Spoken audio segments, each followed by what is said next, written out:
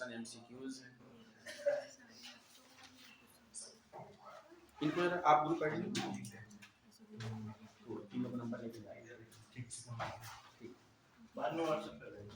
यहाँ पे third rank थी, बाद में पता चला उसका वो लेके फर्स्ट रैंक इसको अमर को तो भाग गए पुलिस वाले गुस्सा नहीं मिला। 5 मिनट के बोले चले 21 जा रहे हैं, 5 मिनट के क्या करेंगे उस पर पर्सनल ये मिली थी। देखो ग्रुप में एक पीडीएफ गई होगी बेटा, पीडीएफ एक गई होगी ग्रुप में। इसमें हम लोग आज इंटरनेशनल ऑर्गेनाइजेशन एक सब्जेक्ट आईआर, समझो इसको प्लीज नोट डाउन, अंतरराष्ट्रीय संबंध, इंटरनेशनल रिलेशन में हम लोग इंटरनेशनल ऑर्गेनाइजेशन यानी कि अंतरराष्ट्रीय संगठनों पर आज चर्चा करेंगे, डिस्कस करेंगे और इस पर बेस्ड एमसीक्यूज के थ्रू, यानी कि ये आपका क्रैश कोर्स है। तो आपके यूपीएससी, स्टेट पीसीएस यानी कि यूपी पीएससी और समीक्षा अधिकारी इत्यादि एग्जामों को देखते हुए हम लोग ये डिस्कस करने जा रहे हैं। ठीक है, इसमें जो क्वेश्चन इंटरनेशनल ऑर्गेनाइजेशन के ऊपर आते हैं उनको उस पर हम लोग डिस्कस करेंगे। तो देखिए पहला क्वेश्चन आपके दिया होगा, देखिए क्या लिखा हुआ है। पहला क्वेश्चन पढ़िए, उसमें देखिए क्या लिखा हुआ है, उसका आंसर देने का प्रयास करिए। पढ़िए पहला क्वेश्चन क्या लिखा हुआ है बेटा। देखो, निम्नलिखित में से किस मामले में संयुक्त राष्ट्र महासभा के समक्ष रखे गए प्रस्ताव पर उपस्थित सदस्यों के 2/3 बहुमत और मतदान की आवश्यकता होती है। तो कुछ छात्र ऐसे हैं जो इसके बारे में जानते भी नहीं कि ह्यूमन में प्रस्ताव कैसे पारित होता है। जो लोग पहले से पढ़े हैं वो तो ठीक है, जो नए हैं उनके लिए क्या किया जाए, पहले वो जान। देखिए आपके यूएन की हम लोग बात कर रहे हैं, यूनाइटेड नेशन की, यानी कि संयुक्त राष्ट्र संघ की हम बात कर रहे हैं। संयुक्त राष्ट्र संघ के बारे में कितने लोग जानते हैं, कुछ आइडिया है? जो पहले से पढ़े हैं, जो नहीं जानते हैं वो देखो। संयुक्त राष्ट्र संघ में 2 तरह के मेंबर होते हैं। एक को हम लोग परमानेंट मेंबर कहते हैं, यानी कि अस्थायी सदस्य। एक होते हैं नॉन परमानेंट मेंबर, अस्थायी सदस्य। अस्थायी सदस्यों की संख्या कितनी है बेटा? 5। वो 5 कौन कौन से देश हैं? हाँ, यूएसए, रूस, चीन और बोलो भाई ब्रिटेन यानी कि यूके, यूनाइटेड किंगडम और फ्रांस। ये 5 देश हैं जो यूएन के परमानेंट मेंबर हैं। बाकी 10 हैं, इनका कार्यकाल 2 साल के लिए होता है और ये बदलते रहते हैं। ये क्या होता है, प्रत्येक 2 साल पे बदलते रहते हैं।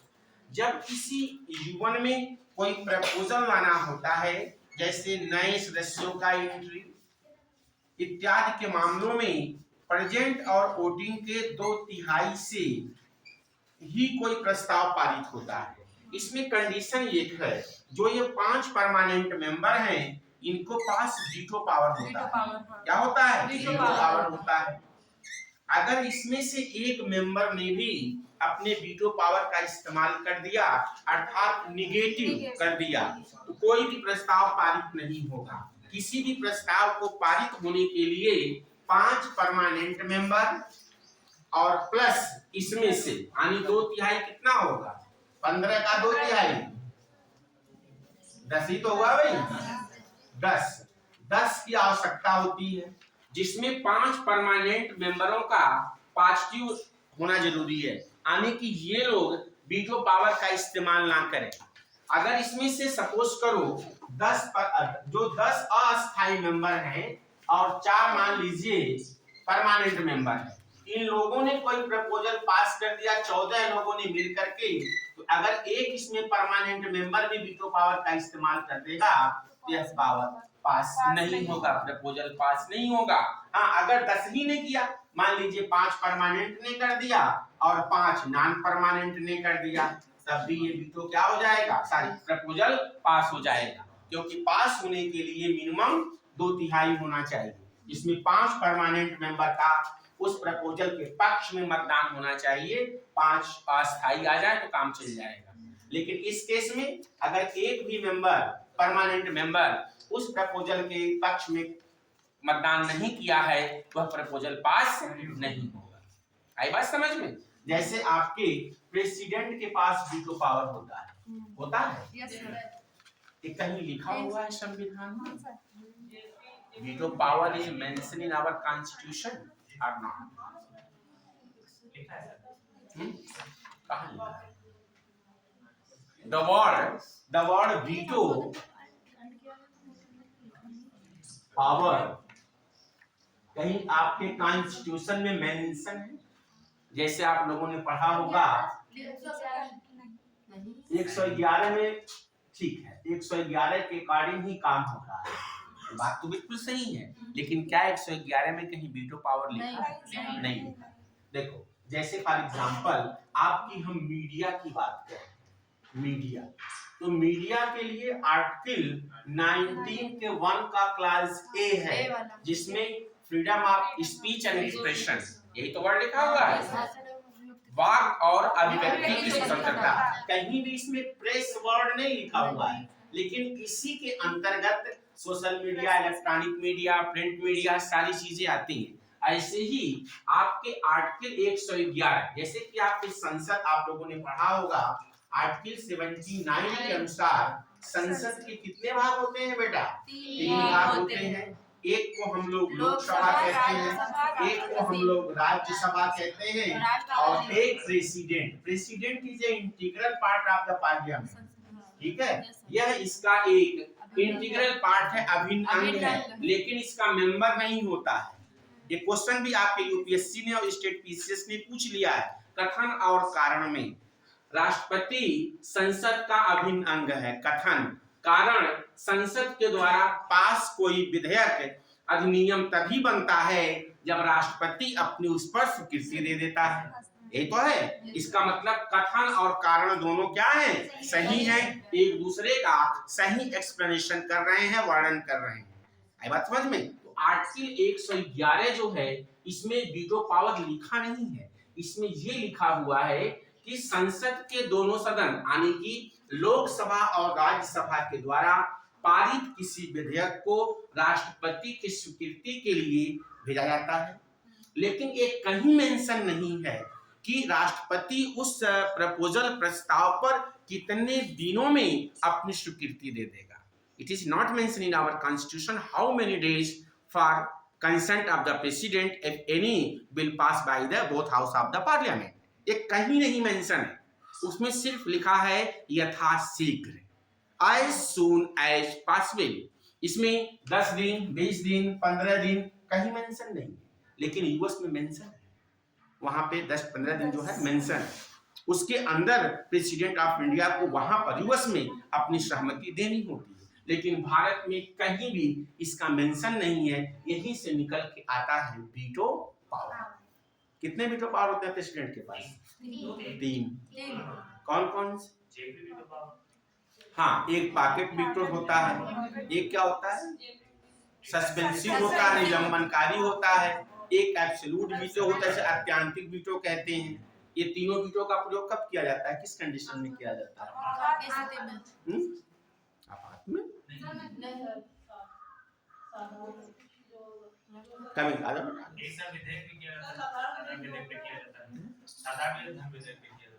मनी बिल पे कोई नहीं होता है। My dear students, money bill the president have no power to use the veto power. क्योंकि क्यों ऐसा होता है? मनी बिल पे क्यों नहीं कर सकता है? क्योंकि प्रेसिडेंट की पूर्व अनुमति से उस बिल को पेश किया जाता है। ठीक है, क्लियर? देखो, 3 तरह का वीटो पावर इस्तेमाल करता है प्रेसिडेंट ऑफ इंडिया। पहला होता है एब्सोल्यूट वीटो, जिसको अत्यंतिक वीटो कहते हैं। यह किन कंडीशन में यूज करता है? What is the circumstances when the president of India use the veto power of the absolute veto power? वो कौन सी परिस्थितियां होती हैं जिसमें प्रेसिडेंट ऑफ इंडिया अपने वीटो पावर का इस्तेमाल करता है? एब्सोल्यूट वीटो बताया गया है। Have any student have any idea? ये 2 परिस्थितियां होती हैं। पहला, अगर विधेयक प्राइवेट हो, विधेयक क्या हो? प्राइवेट हो। व्हाट इज द प्राइवेट विधेयक? निजी विधेयक क्या होता है? विधेयक दो तरह के होते हैं, सरकारी विधेयक होता है, प्राइवेट विधेयक होता है। क्या होता है?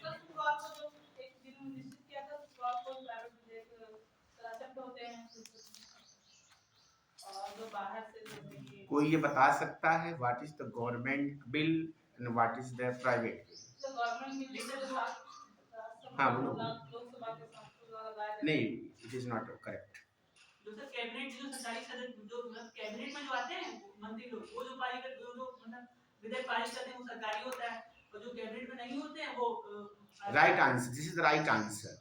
अगर कोई प्रपोजल या प्रस्ताव कोई मंत्री लाता है, कैबिनेट हो कोई मंत्री हो, अगर किसी विधेयक को किसी मंत्री के द्वारा पेश किया जाता है, it is known as government विधेयक। अगर कोई अदर देन मिनिस्टर हो, यानी कि any member of the parliament हो, अगर वो प्रस्ताव प्रपोजल ले आता है, उसको हम लोग प्राइवेट विधेयक कहते हैं। This is the definition of government and private. अगर कोई मंत्री किसी प्रस्ताव को ले आएगा, विधेयक को ले आएगा, उसे हम क्या कहेंगे? गवर्नमेंट बिल कहेंगे। अगर मंत्री के अलावा any member of the house of the parliament ले आएगा अदर देन मिनिस्टर, उसे क्या कहेंगे? प्राइवेट विधेयक कहेंगे। डिफरेंस। तो पहला केस कब यूज करता है? प्राइवेट विधेयक के संबंध में। दूसरा, what is second condition use of the veto power? ये बताया गया है, चलो जानो। दूसरा कंडीशन ये होता है कि जब, जैसे मान लीजिए आज मोदी जी आपके प्रधानमंत्री हैं, today our prime minister is Modi. कल को मोदी जी की सरकार चली जाए, बैसाखी पे है, सबको पता है, भगवान ना करे, मतलब टू इमेजिन कल को गवर्नमेंट चली जाए और राहुल गांधी नए प्रधानमंत्री बन के आ जाए। सब पूछते हैं, इमेजिन करने में क्या जाता है, हम लोग मान भी लेते हैं, let X be the member of the particular set. Math में पढ़ते नहीं होंगे, बिलोंग करें ना करें, बाद में कह देते our assumption is wrong, hypothesis is wrong. वो अलग कंडीशन है। तो कहने का मतलब ये है मेरे कि अगर किसी विधेयक पर संसद के दोनों सदन किसी प्रपोजल, मान लीजिए मोदी जी ने कोई विधेयक ले आया, जैसे वन नेशन वन इलेक्शन की हम बात कर रहे हैं, लोकसभा ने पास कर दिया, राज्यसभा ने पास कर दिया, और प्रेसिडेंट के पास सिग्नेचर करने के लिए यानी सहमति करने के लिए चला गया, और कल को मोदी जी की सरकार चली, प्रेसिडेंट ने भी साइन नहीं किया था, और जो नई सरकार बन के आती है वह प्रेसिडेंट ऑफ इंडिया को यह सलाह दे दे कि जो मोदी जी विधेयक पास करके गए थे उस पर आप कंसेंट नहीं देंगे। ये दो सर्कमस्टांसेस ऐसे होते हैं जिन कंडीशन में राष्ट्रपति एब्सोल्यूट वीटो का इस्तेमाल करता है। इसी दो सर्कमस्टांसेस बता ले जाएंगे अब। ये समझ में आया? एक प्राइवेट विधेयक के संबंध में, दूसरा अगर एक सरकार किसी बिल को पास करती है और प्रेसिडेंट ने उस पर साइन नहीं किया है और वो गवर्नमेंट चली जाती है और नई सरकार जो चुन करके या अगली सरकार जो आती है वो प्रेसिडेंट को उस पुराने विधेयक पर जो दूसरी सरकार ने पास किया था अपनी सहमति ना देने का सलाह दे दे कि आप उस पर सहमति नहीं देंगे। इस दो सर्कमस्टांसेस में इसका प्रयोग करता है। ठीक है, पहली बार किसने प्रयोग किया था? फर्स्ट टाइम एब्सोल्यूट वीटो का प्रयोग कब किया गया था? दिशा और दशा दोनों करते हैं।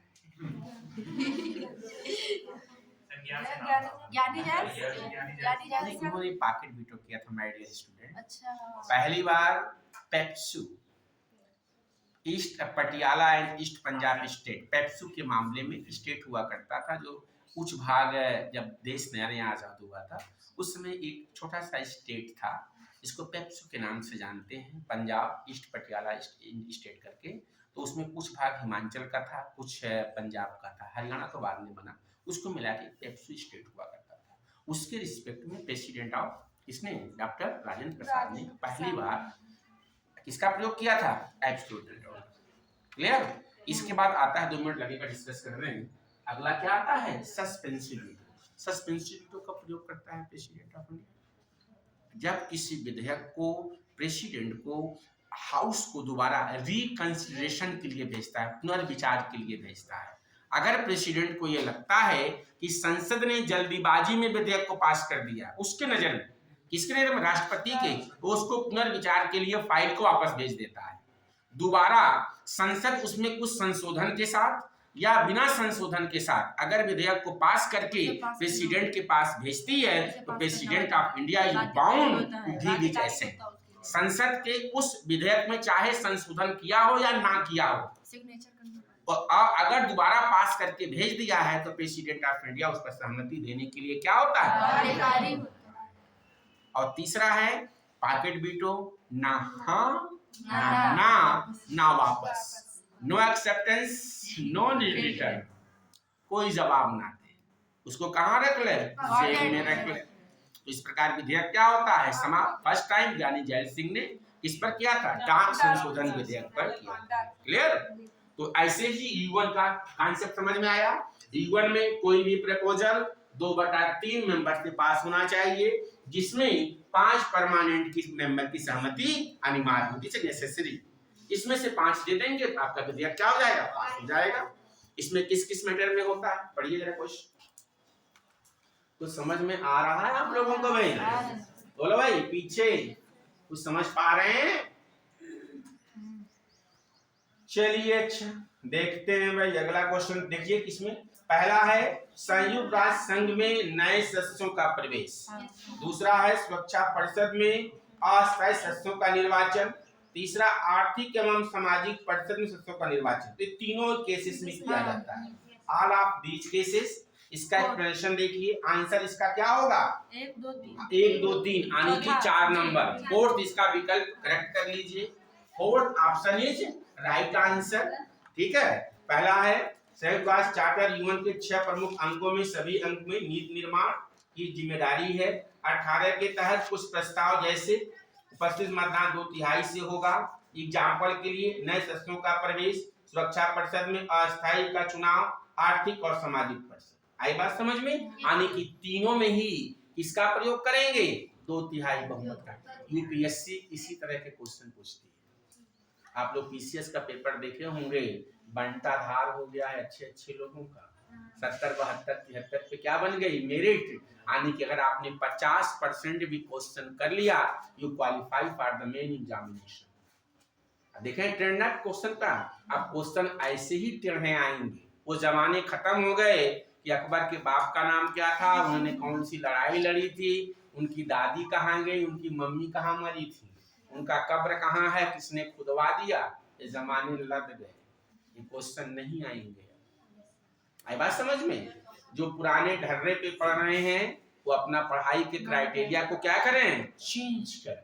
उस पे सिलेक्शंस नहीं होने, ये कंफर्म जान लीजिए। ना तो क्वेश्चन रिपीट होंगे, ज्यादातर 10-20 का हम नहीं कह सकते कि ना रिपीट हो, लेकिन मोस्टली क्वेश्चन क्या होंगे, नए होंगे। और नए होंगे तो उसको नए तरीके से पढ़ना होगा। यूपीएससी में कितनी मेरिट जाती है, मात्र 37 क्वेश्चन। 37 क्वेश्चन आउट ऑफ 100 आपके सही हैं, आप आईएएस का मेंस लिखते हो, यानी कि 40% भी मेरिट नहीं जा रही है। और यूपीपीसीएस की 50%। वही हाल होगा यूपीएससी वाला। इसलिए क्वेश्चन सीधे नहीं आएंगे, इस बात को दिमाग से निकाल दीजिए। इसलिए अपने पढ़ाई के लेवल को क्या करना होगा, चेंज करना होगा। क्वेश्चन का लेवल देखिए, इसी तरह क्वेश्चन पूछे जाएंगे। अगला क्वेश्चन देखिए, ये क्लियर है पहला क्वेश्चन भाई? चलो आगे अगला देखो बेटा। इसमें एडिशनल इंफॉर्मेशन भी है, उसको आप पढ़ सकते हैं। ठीक है भाई? ओके। पूरा हमने अगला क्वेश्चन देखिए, नेक्स्ट पेज नंबर 5। संयुक्त राष्ट्र मानवाधिकार परिषद के बारे में निम्न कथनों में से कौन सा सही? पहला, इसकी स्थापना 1946 में मानवाधिकारों पर संयुक्त राष्ट्र आयोग बदलने के लिए की गई थी। ठीक है। UNHRC विश्व भर में आर्थिक अधिकारों को बढ़ावा देने और रक्षा करने के लिए जिम्मेदार है। UNHRC के सदस्य संयुक्त राष्ट्र सुरक्षा परिषद के 5 वर्ष के अवधि के लिए चुने जाते हैं।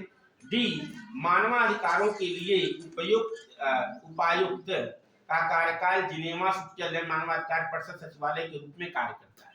इसमें से कौन सा ऑप्शन सही? पहला ABC, दूसरा AB, तीसरा D, चौथा उपयुक्त में से एक से अधिक। ऐसे ही क्वेश्चन आपकी यूपीएससी पूछ रही है और स्टेट पीसीएस भी। 2 सही, 1 सही, 2 से ज्यादा सही। डी वाला सही है।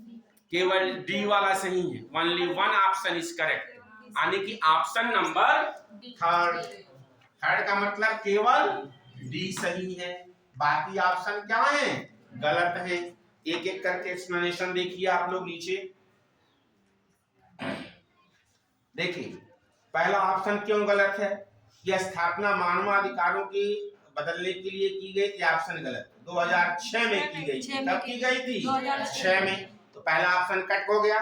दूसरे में देखिए, यह विश्व भर में आर्थिक नहीं करता है, किसके लिए करता है, विश्व भर में मानवाधिकारों को बढ़ावा देने के लिए, न कि केवल आर्थिक मामलों में नहीं, ये पूरे दुनिया में ह्यूमन राइट्स के प्रोटेक्शन के लिए काम करता है। लेकिन ये बताइए, जैसे इस समय आप यूक्रेन और रूस का युद्ध देख रहे हैं, दूसरी चीज आपका इजराइल है, इजराइल के साथ कौन लड़ रहा है, हमास। ठीक, ये तो ये हो गया।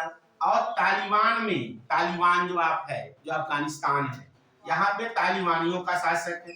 तीसरा आप ले लीजिए बांग्लादेश का एग्जाम्पल है, जहाँ शेख हसीना कहाँ भाग के आई हैं, भारत में आई हैं। ठीक, क्या यहाँ जो माइनॉरिटीज के लोग हैं, क्या इनके अधिकारों का प्रोटेक्शन हो रहा है? अब यूएन कहाँ है भाई? यूएन का काम क्या है, मानवाधिकारों की रक्षा करना, ह्यूमन राइट परिषद का। तो आखिर क्यों नहीं है, उसको भी तो काम करना चाहिए भाई, लेकिन क्यों नहीं कर रहा है? यानी कि जितनी भी चीजें हम लोग पढ़ते हैं, रियल में ऐसा होता है क्या?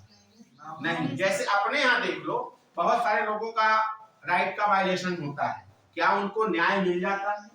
नहीं मिलता है। अगर आप एक पुलिस में सिंपल सा एफआईआर करने जाएं, तो पुलिस वाला एफआईआर नहीं लिखता है आपका, इंस्पेक्टर 50 क्वेश्चन सवाल जवाब करेगा और वो रिपोर्ट तक नहीं लिखता है कि बात नहीं है सही? यानी कि रूल्स चाहे जितना बना लो, जब तक उसको इम्प्लीमेंट नहीं करोगे उसका कोई मतलब नहीं। अब इतने देशों में जिन लोगों का घर उजाड़ दिया गया, जिनको मार दिया गया, जो खत्म हो गए, जो इजराइल हमास के ऊपर अटैक कर रहा है, खास करके टारगेट जो रायसी इलाके हैं जहाँ पे आम जनता रहती है, वहां पे उड़ा रहा है, क्या यह मानवाधिकारों का उल्लंघन नहीं है? मानवाधिकारों का उल्लंघन है, लेकिन कुछ भी नहीं होता, हर कोई दुनिया तमाशा देख रही है। आप लोग भी देखो। अगला पॉइंट क्या है, नेक्स्ट देखिए, नेक्स्ट देखिए। हाँ, इसके लिए कितने वर्ष के लिए, 5 वर्ष के लिए, 3 वर्ष के लिए चुने जाते हैं। कितने वर्ष के लिए, 3 वर्ष के लिए। ठीक है, इसका कार्यालय कहाँ पर है, जेनेवा में। यही वाला खाली सही है, बाकी सारे ऑप्शन क्या हैं, गलत। ठीक है भाई, कुछ क्वेश्चन समझ में आ रहा है कि नहीं? क्वेश्चन नंबर 3 देखिए, 1994 में किसको हटा दिया गया, न्यास को, समानता, स्वतंत्रता, उपनिवेश से कोई नहीं, न्यास परिषद को क्या कर दिया गया, हटा दिया गया। ठीक है, इसका उद्देश्य न्यास, अच्छा न्यास प्रदेश का मतलब क्या होता है? ऐसे क्षेत्र जो अभी तक स्वशासी नहीं है और दूसरे देश की जिम्मेदारी के तहत रखा गया, प्रशासन प्राधिकरण कहा जाता है। जैसे मान लो दुनिया का ऐसा क्षेत्र जिस पर किसी भी देश का शासन नहीं, या हाँ, जैसे उन क्षेत्रों के प्रशासन को देखने के लिए न्यास परिषद कि उन जगहों का, वहाँ के लोगों के मूल अधिकारों का, वहाँ के लोगों को रोटी, कपड़ा, मकान, शिक्षा और स्वास्थ्य, जो बुनियादी बेसिक सुविधाएं हैं, इसके माध्यम से दिया जाएगा। ट्रस्ट का मतलब समझते हैं आप लोग, ट्रस्ट समझते हैं, न्यास, जिसको ट्रस्ट कहते हैं, न्यास। जैसे बाबा रामदेव ने भी खोल रखा है, रामदेव का नाम जानते हैं, बाबा रामदेव, उनका नाम लाला रामदेव, बाबा रामदेव नहीं है। आपको पता है ना, इनके भ्रामक विज्ञापन, यानी कि गलत इंफॉर्मेशन, भ्रामक विज्ञापन के 17 प्रोडक्टों पर, बाबा रामदेव के 17 प्रोडक्टों पर सुप्रीम कोर्ट ने क्या लगा दिया, बैन कर दिया। बल्कि इनको तो कम से कम 5000 करोड़ का जुर्माना लगाना चाहिए इनके ऊपर। भाई ये माफी मांग लिए, सुप्रीम कोर्ट ने माफ कर दिया, ऐसा होना नहीं चाहिए था, बल्कि इनके ऊपर 150 करोड़ तो कम से कम जुर्माना लगा ही देना चाहिए। क्यों नहीं लगाना चाहिए भाई? आप गलत दे रहे हो। जैसे मान लो एक विज्ञापन निकाला कि ये क्रीम है और इसको लगाने से काले जो है गोरे हो जाएंगे, क्या हो जाएंगे? गोरे। काले वालों ने बेचारों ने खरीद लिया, जो भगवान ने स्कीम दी थी उसकी भी दुर्दशा कर ली। सर ये अपनी चीज को अच्छा बताते थे, दूसरे को गलत बताया, हाँ। इसलिए बंद की गई है। गलत है ना कि आप अपने प्रोडक्ट को अच्छा बताते हो, दूसरे की बुराई करते हो, बल्कि खराब आप ही का है, तो आप ऐसा विज्ञापन नहीं दोगे, इसीलिए बंद कर दिया गया। और जो वो प्रचार करते थे वो सामान था भी नहीं। तो ट्रस्ट का मतलब, एक ट्रस्ट भी खोल रखे हैं, न्यास। ट्रस्ट का मतलब जैसे स्कूल खोल रखे हैं, फ्री में हम पढ़ाएंगे, हॉस्टल की सुविधा देंगे। तो न्यास का मतलब होता है कि किसी के बेनिफिशियरी के लिए काम करना, जिसमें कोई आपका लाभ का मोटिव नहीं होता है। आपने ट्रस्ट खोल लिया, अन्य धर्मशाला खोल लिया, जिस चीज के लिए भी आपने खोला। जैसे लखनऊ में एक रामकृष्ण मिशन जो स्वामी विवेकानंद ने स्थापित किया था, उसका एक हॉस्पिटल है, स्वामी विवेकानंद। तो वहां पे लोगों का इलाज किया जाता है। अगर बाहर आपकी फीस, एक डॉक्टर 1000 लेता है, वहाँ 40 रुपए पहले था, अब शायद 100 या 50 रुपए है। वो अच्छे से अच्छे डॉक्टर की फीस कितनी होगी? 100 के आसपास, पहले 40 रुपए था, आप जो भी बढ़ा हो मुझे नहीं पता। तो आने के ट्रस्ट खोलने का मेन पर्पज होता है गरीबों की सेवा करना, बेनिफिशियरी को बेनिफिट पहुंचाना बिना किसी मॉनेटरी लाभ के। जैसे आप देखते होंगे बड़े बड़े जैसे हरिद्वार है, जितने धार्मिक स्थल है, लोग धर्मशाले बनवा देते हैं, दान कर देते हैं चीजों को, इसी तरह से। तो ऐसे ही ऐसे क्षेत्र जिस पर किसी देश का पार्टिकुलर शासन नहीं था, ऐसे क्षेत्रों को न्यास परिषद क्या करेगा? देख रेख करेगा। लेकिन इस समय वर्तमान में ऐसा कोई बड़ा क्षेत्र नहीं है, लगभग किसी न किसी देश के अंडर में। हाँ जनसंख्या वहाँ है ही नहीं, अब तो रिसर्च स्टेशन है बेटा वहाँ पे। मैनेजमेंट उसका देखो, वहाँ पे जो भी मेंबर कंट्री हैं बोर्ड के, वहाँ किसी भी देश को कुछ उसके रूल्स रेगुलेशन, ट्रीटी अंटार्कटिका की, उसमें जो है हर देश को अपने रिसर्च स्टेशन स्थापित करने का अधिकार है। आप वहाँ पे खाली खोज करोगे। जैसे भारत ने मैत्री खोला था, भारती खोला था, स्टेशन खोले हैं। वहाँ पे किस लिए खोला था? खाली रिसर्च करने के लिए। वहाँ पर आप ऐसी कोई एक्टिविटीज, वहाँ बसने वाला काम नहीं करेंगे, क्योंकि पूरा का पूरा वो आइसबर्ग है, सब पूरा क्या है? बर्फ है। तो वहां पर इससे भारत का भी सेंटर है, अमेरिका का भी है, अन्य देशों का भी है। वो एक अंतर्राष्ट्रीय समझौता है देशों के बीच, ठीक है? वहां पे कुछ नहीं करोगे। बात समझ में आ गई भाई? इसको क्या कर दिया गया? निलंबित कर दिया गया, क्योंकि इसका कोई औचित्य नहीं है। आगे देखिए, संयुक्त राष्ट्र चार्टर, इसको पूरा पढ़ना है। आई बात समझ में? जो हमने इंफॉर्मेशन इसमें दी है, इसको आपको घर में जाके क्या करना है? पढ़ना है, वर्क करना है इस पर। नहीं, उस पर ऐसा कोई उसमें हो नहीं है, उस पर कोई देश दावा नहीं कर सकता है। हाँ, अंडर में आएगा, अगर उसका कुछ होगा तो मानव कल्याण के लिए होगा। हालांकि ऐसा कुछ अभी मिला नहीं है। अगर कोई मिनरल या कोई खनिज मिलता है तो कोई भी देश उस पर दावा नहीं कर सकता है, ये मेरा है, या अमेरिका या रूस या भारत, कोई देश पर दावा नहीं कर सकता है। वो ऑटोनॉमस क्षेत्र के अंतर्गत आएगा, ठीक है? आगे देखिए, संयुक्त राष्ट्र चार्टर का कौन सा अनुच्छेद विशिष्ट एजेंसियों के बारे में चर्चा करता है? 57, 63, ए बी दोनों, या में से एक से अधिक? ए बी दोनों। चलो इसमें देखो, नीचे देखिए, यानी कि आंसर आपका क्या हो जाएगा? Third, A B. देखिए 57 एजेंसियों के बारे में चर्चा करता है, उसके बाद 63 में एजेंसियों के बारे में चर्चा करता है, यानी कि दोनों ही ऑप्शन क्या है? करेक्ट है। जैसे जब हम लोग एलएलबी करते थे तो उस समय एक इसका पेपर होता था, संयुक्त राष्ट्र संघ पर एक हम लोगों का पार्ट था, पेपर होता था इस पर। तो उसमें इसका एक बेयर एक्ट आता है, उस बेयर एक्ट में सब चीजें क्या हैं? लिखी गई है। तो आपके मतलब की नहीं है वो कि आप ला पढ़ें बैठ करके एक क्वेश्चन के लिए। जितनी इंफॉर्मेशन है उतना ही आपके लिए क्या है? पर्याप्त है। तो बहुत ज्यादा इसमें पढ़ने की जरूरत नहीं है। हम लोग एलएलबी करते थे तो पढ़ते थे, वो हम लोग का पेपर था, वो अलग मैटर था, ठीक है? वो अंतर्राष्ट्रीय विधि में हम लोग उसको पढ़ते,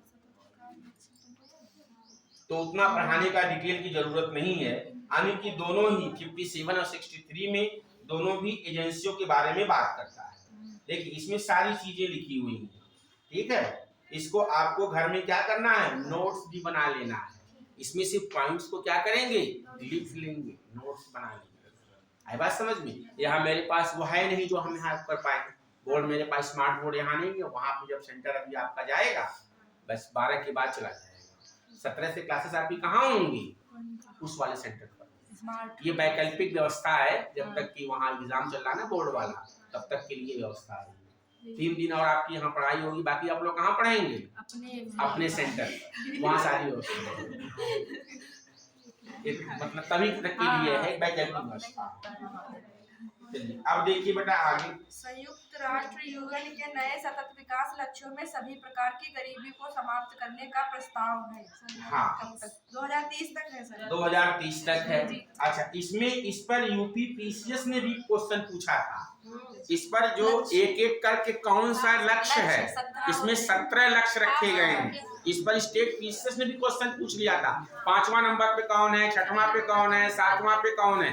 तो ऐसे भी क्वेश्चन पूछ लेगा, या पूछ लेगा ABC, उसमें दे देगा 5वें पे ये, 4थे पे ये, 3रे पे AB सही, BC सही, DC सही, सब सही, नन ऑफ दी, 4 ऑप्शन दे देगा। तो कहने का मतलब है अब एक क्वेश्चन करना भी आसान नहीं है, एक एक क्वेश्चन करने के लिए आपको संघर्ष करना होगा।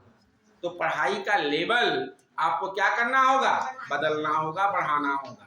अब वो जमाने खत्म हो गए ऑनलाइन, ये ले लो पीली वाली किताब, नीली वाली, हरी वाली मार्केट में आ गए, लल्लन टॉप, रामू पहलवान, ये सब जमाने खत्म हो गए बेटा। सिलेक्शन इससे नहीं होना है। जो चीज पढ़ेंगे डिटेल पढ़ेंगे, यूएन पढ़ेंगे तो डिटेल में पढ़ेंगे, सुरक्षा परिषद, अंतरराष्ट्रीय न्यायालय, सब कुछ मैं करा चुका हूँ। जो बच्चे नए हैं वो क्या करेंगे, इनसे नोट्स ले लेंगे, शेयर कर लीजिएगा। आप लोग सारी चीजें पढ़ाई जाएंगी, बताई जाएंगी, लेकिन यह है कि थोड़ा यहाँ संक्षेप में, ठीक है, बात समझ रहे हैं? तो क्रैश कोर्स है, यहाँ पे हम लोग मेन पॉइंट्स को ही क्या करेंगे, डिस्कस करेंगे।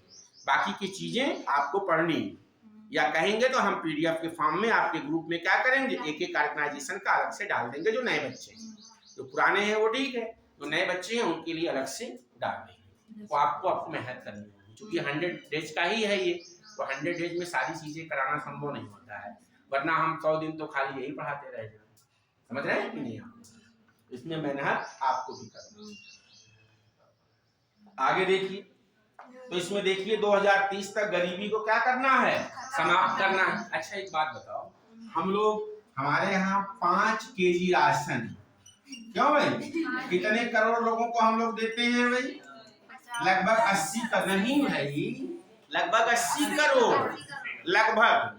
अब बताओ, आने की भारत में 80 करोड़, भाई पूरे विश्व की जनसंख्या कितनी है?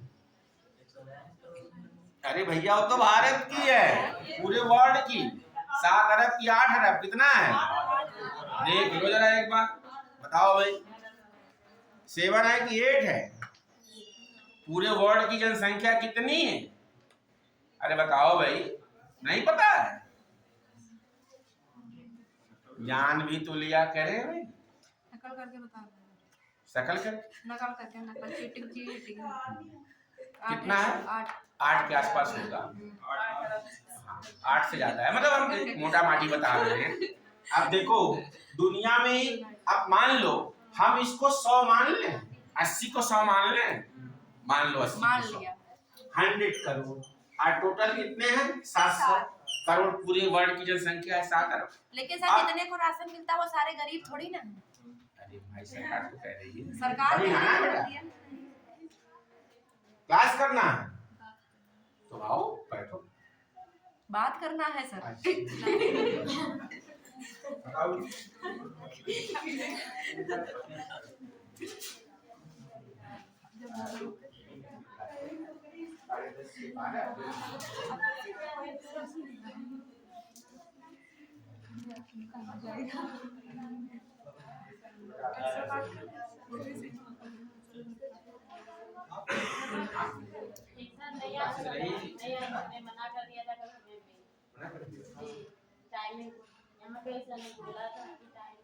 अरे बैठ जाने दो,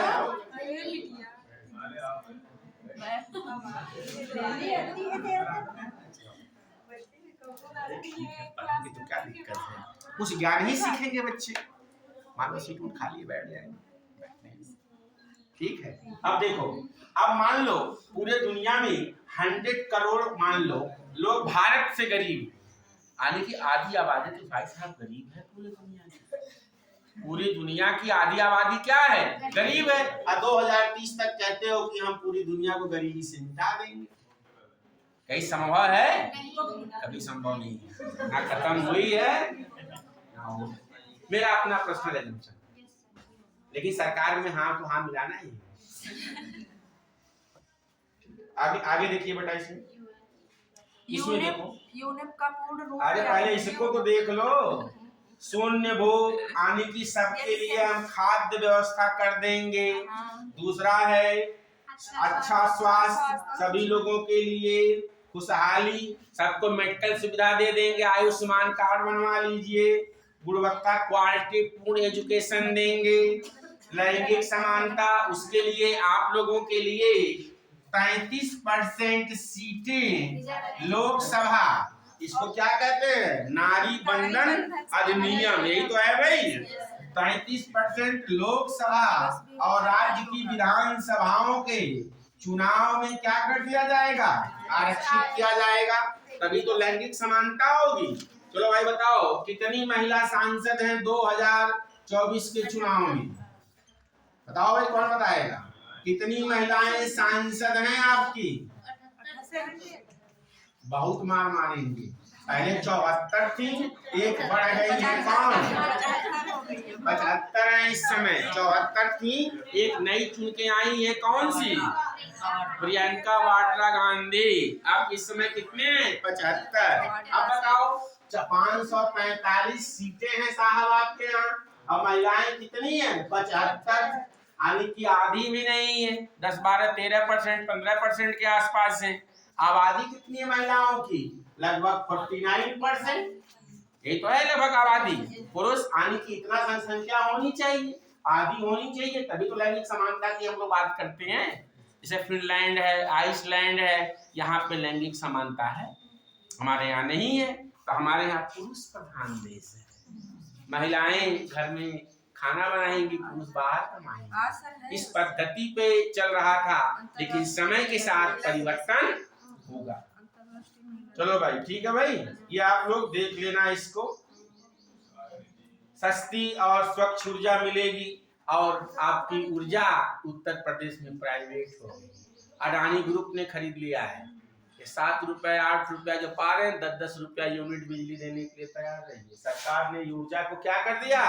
निजी हाथों में निजीकरण कर दिया, बेच दिया।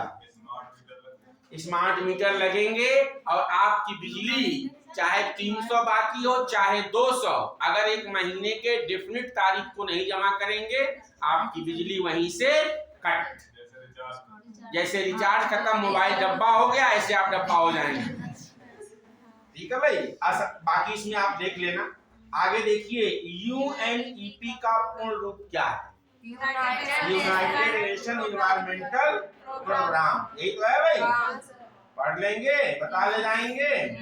चलो भाई, इसका देखो स्थापना कब हुई, इसके बारे में कुछ जान लीजिए। इसकी स्थापना कब हुई थी? 1972 में। ठीक है भाई। एक किस पर काम करता है? क्लाइमेटिक चेंज पर। अच्छा, भारत में एक नीरी है। नीरी, ये क्या है? नीरी के बारे में कौन जानता है?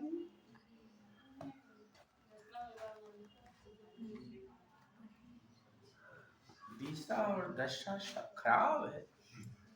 देखो भाई, नीरी के बारे में, कहाँ पे स्थित है नीरी? नागपुर में। बेलडन ACSIR के अंडर में काम करता है। और ये क्या है? National environmental engineering and research institute, इसका फुल फॉर्म है। आई बात समझ में? कितनी बार पूछा है, नीरी का हेडक्वार्टर कहाँ है? नागपुर। यह आपके इन्वायरमेंट से संबंधित रिसर्च करता है, पॉल्यूशन को लेकर के, डिग्रेडेशन को लेकर के। इसका हेडक्वार्टर बताया नहीं गया? पढ़ाया गया होगा भाई। इन्वायरमेंटल जब पर्यावरण पढ़ाया गया होगा, बताया गया होगा। नीरी के बारे में नहीं बताया गया है? नीरी नहीं, वो देहरादून वाले ये सब पढ़े हैं। नीरी नहीं पढ़ा। नहीं पढ़े सर, नहीं पढ़ा सर। एनवायरमेंट पढ़ चुके हैं पर नीरी मिलेगी रख नहीं प्रभु की माया। चलो डालो हेडिंग नीरी डालो, खोलो नीरी, गूगल खोलो। गूगल। हाँ नीरी डालो। अब लगता है कि बहुत मेहनत करना पड़ेगा आप लोगों के साथ। मिला मिला नीरी। पढ़ो नीरी के बारे में पढ़ो। अरे कोई तो पढ़ो मेरे लाल या लाली, पढ़ो भाई।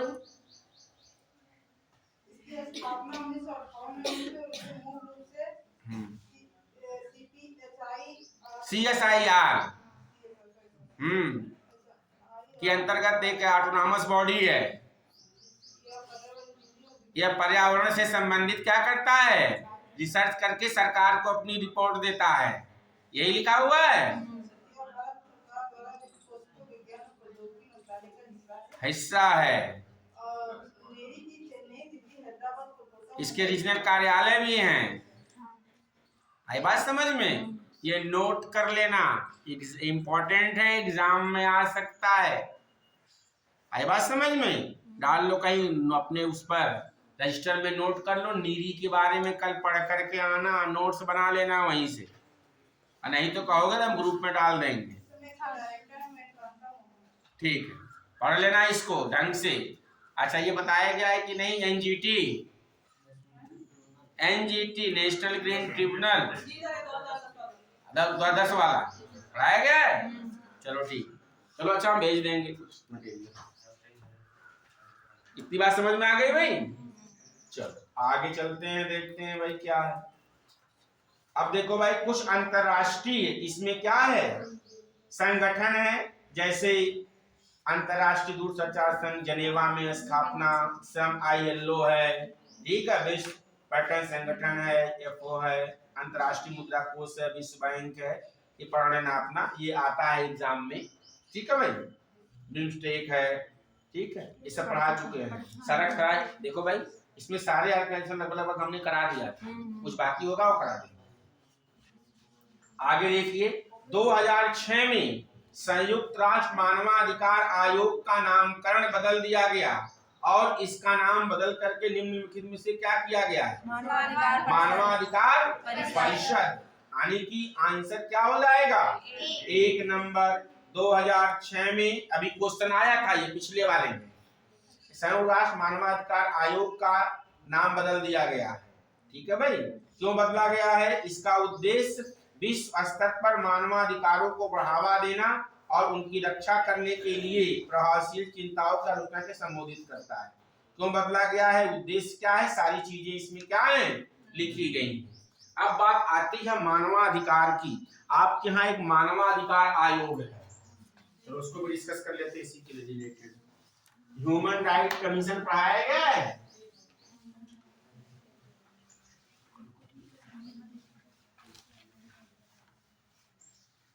अच्छा कुछ समझ पा रहे हैं कि आप लोग?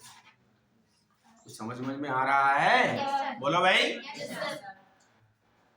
नेशनल ह्यूमन राइट कमीशन, ये आप लोगों ने पढ़ा है? पढ़ा है? इसका वर्क क्या है, ये कौन सी बॉडी है, कॉन्स्टिट्यूशनल बॉडी है कि नॉन कॉन्स्टिट्यूशनल?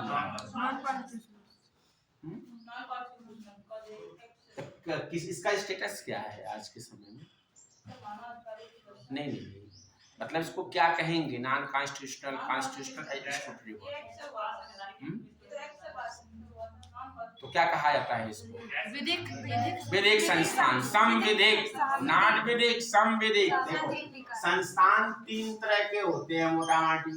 एक को कॉन्स्टिट्यूशनल बॉडी कहते हैं, संवैधानिक संस्थाएं, जैसे UPSC, ठीक, आपका CAG, CAG, finance commission, election commission, ठीक है भाई। ये हाँ लोकपाल, इधर देखो। फिर नॉन कॉन्स्टिट्यूशनल बॉडी आती है जिनका उल्लेख संविधान में नहीं किया गया है। कॉन्स्टिट्यूशनल बॉडी वो बॉडी होती है जिसका उल्लेख संविधान में किया गया है। नॉन कॉन्स्टिट्यूशनल बॉडी वो बॉडी होती है जिसका उल्लेख संविधान में नहीं किया गया, जैसे नीति आयोग, ठीक है, ये पहले क्या था, प्लानिंग कमीशन। दूसरा एग्जांपल बताओ, एनडीसी भाई, नेशनल डेवलपमेंट काउंसिल, राष्ट्रीय विकास परिषद। और तीसरी बॉडी के एग्जांपल पे क्या हो जाएगा, स्टूटरी या संविधिक निकाय। संविधिक निकाय क्या होते हैं भाई, जिनका संशोधन के तहत शरायत किए जिनको ना तो, हाँ, ऐसे संविधान जिनका निर्माण एक्ट ऑफ पार्लियामेंट या स्टेट लेजिस्लेचर के द्वारा हुआ हो, ऐसे such type of institution made under the act of parliament या स्टेट लेजिस्लेचर, ऐसे संस्थान जिनका निर्माण संसद के अधिनियम के तहत या राज्यों के विधानमंडल के अधिनियम के तहत किया जाता है, उसको हम लोग क्या कहते हैं, स्टूटरी बॉडी, संविधिक निकाय कहते हैं। जैसे आपका ह्यूमन राइट कमीशन, केंद्रीय सूचना आयोग, राज्य सूचना आयोग, जितने भी इस तरह के इंस्टीट्यूशंस हैं, आई बात समझ में। तो आपका क्या है, ये यह संविधिक निकाय है, स्टूटरी बॉडी, आई बात समझ में। आने की इसका एस्टेब्लिशमेंट किसके एक्ट के तहत हुआ है, संसद के अधिनियम के 1993 के तहत। हाँ, आई बात समझ में कि नहीं। चलो, ये पूरा बताया गया होगा भाई, भूल गए क्या, ऐसे भूलोगे तो काम कैसे चलेगा डियर। याद आ जाता जब आप बताते हो, ना बताए तो याद ही नहीं आता, यही दिक्कत है। आगे देखो, संयुक्त राष्ट्र संघ का प्रधान कार्यालय बताइए क्या होगा। धन्य है प्रभु की माया, पेरिस में, न्यूयॉर्क में है। मैंने बताया था, एक ही उसका क्वार्टर है, कौन सा, अंतरराष्ट्रीय न्यायालय जो हेग में है। बाकी यूएनओ के सारे ऑफिस कहाँ है, अमेरिका, न्यूयॉर्क में। प्रभु, अच्छा एक वो आता है दिमाग बढ़ाने वाला, क्या कौन टाइम का आता है, मेगामाइंड, शंख पुष्प, मेगामाइंड से एक एक घूंट ले ठीक है, आया पूजा पाठ कर लिया करिए थोड़ा। हे भगवान, आज हम जग रहे हैं, सारी चीजें हमें कल की याद रहे। वो तो डेली करते हैं सर, डेली करते हैं। हाँ सर, करके जाते हैं। देखो, अब जो हमने अपना सोचा है अलग अलग सेंटरों पे इंट्रोड्यूस करने के लिए, जैसे लखनऊ में या जहाँ जहाँ मैं पढ़ा रहा हूँ अभियोदय में, वहाँ पे मैंने कुछ चीजें, नई चीजें इंट्रोड्यूस करने के लिए सोचा है कि हमारे अभियोदय की सिलेक्शन कैसे हो, हम जो प्राइवेट कोचिंग से बेटर कैसे करें। इसके लिए दो चीजें मैंने दिमाग में प्लान है। पहला है, टॉपिक को, जो भी टॉपिक है, जैसे पॉलिटी, हिस्ट्री, जो भी टॉपिक है, उस टॉपिक को पहले पूरा का पूरा बच्चों को पढ़ा दो। ठीक, इस पर जितने एमसीक्यूज हो सकते हैं उनको तुरंत प्रैक्टिस करा दो। जैसे ही टॉपिक खत्म हो जाए, बच्चों को एमसीक्यूज करा दो, उसके बाद उस पर टेस्ट करा दो। इसके लिए आप लोगों को एक्स्ट्रा टाइम देना होगा। भाई, हम लोग की क्लासेस 1.5 घंटे की होती हैं, तो उसमें ये संभव नहीं है। तो जिस दिन भी आपके टेस्ट रखे जाएं, टेस्ट ये आप लोग अलग से दो, या उसका डिस्कशन हम करते हैं, एमसीक्यूज कराते हैं। इसके लिए हफ्ते, वीकली एक टीचर जब उसका वो टॉपिक खत्म हो जाए, उस पर सारे एमसीक्यूज क्या कर दे, वो करा दे। नहीं, हमने दिया है, कई लोगों को मैंने दिया है। ये चीजें इम्प्लीमेंट करनी है, वरना आपका सिलेक्शन कर पाना दिक्कत है। क्योंकि अधिकारी क्या मांगता है, रिजल्ट मांगता है, और जब रिजल्ट मांगेगा तो रिजल्ट कहाँ से दिया जाएगा। भाई, वो लोग यही कहते हैं कि आपका इतना पैसा खर्च हो रहा है, आपका रिजल्ट क्या है।